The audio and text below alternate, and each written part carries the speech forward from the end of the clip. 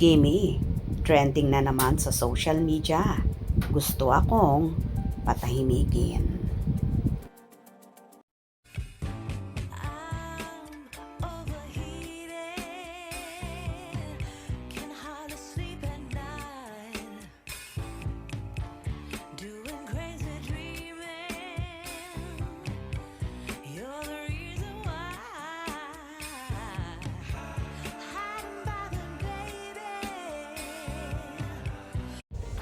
Nalungkot si Kim Chiu na parang gusto siyang tanggalan ng karapatan na magkomento tungkol sa nagaganap sa ating bayan. Ito ay matapos siyang batikusin at pagbantaan dahil sa isang post sa social media. Idinian niya ang kanyang mga karapatan bilang isang Bisaya, Pilipino at nagbabayad ng buwis na magsalita sa kabila ng mga negatibong reaksyon at pangbabash. Nakakalungkot. That's what's happened when concern and opinion don't align with them. Gusto agad patahimikin. Umpisa ng post ni Kim. Ipinunto rin ng actress na may karapatan siya magsalita at magpahayag ng kanyang saloobin. Ano man ang kanyang pinagmulan. Oo, Bisaya ako. Pero Pilipino rin akong may karapatang magsalita at magpahayag na saloobin. Sabi pa niya. Ayon pa kay Kim, masakit makita ang mga isyong kinakaharap ng bansa, lalo na bilang mga mamamayang nagbabayad ng buwis.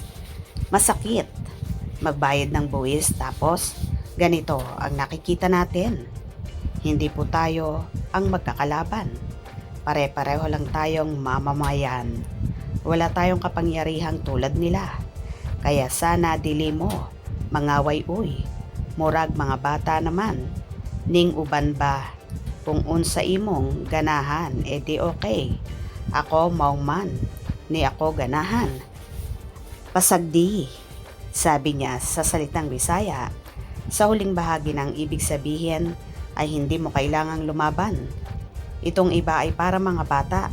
Kahit anong gusto mo, ayos lang yan. Ang gusto ko, pabayaan mo na.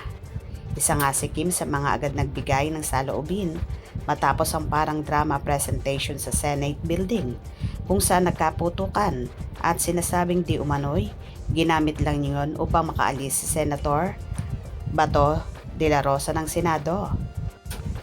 Unang ang post ni Kim, grabe anong nangyayari sa Pilipinas bilang normal na Pilipino at nagbabayad ng tamang buwis. Sa aking opinyon, walang mangyayaring ganito kung kusang susuko ang taong nagsasabing wala siyang kasalanan. Pangalawa at huli, ito ba ang binoto niyong senador na nagsasabing magsisilbi sa ating bayan? Panahon na para pag-isipan natin na bumoto ng tama. Kinampihan naman si Kim ng marami niyang followers na may karapatan siya na sabihin ang gusto niyang sabihin. Kaya naman, trending na naman siya kahapon. Well, vocal nga si Chinita Princess para ilabas ang kanyang saloobin. Lalo pat isa nga siya sa artista na top sa pagbabayad ng buwis. Kaya ganun na lang kumuda si Chinita Princess. Dahil tayong mga mamamayan ang kawawa sa mga ginagawa ng politikong gahaman at sarili lang ang iniisip. Hope you enjoyed. Please subscribe for more info.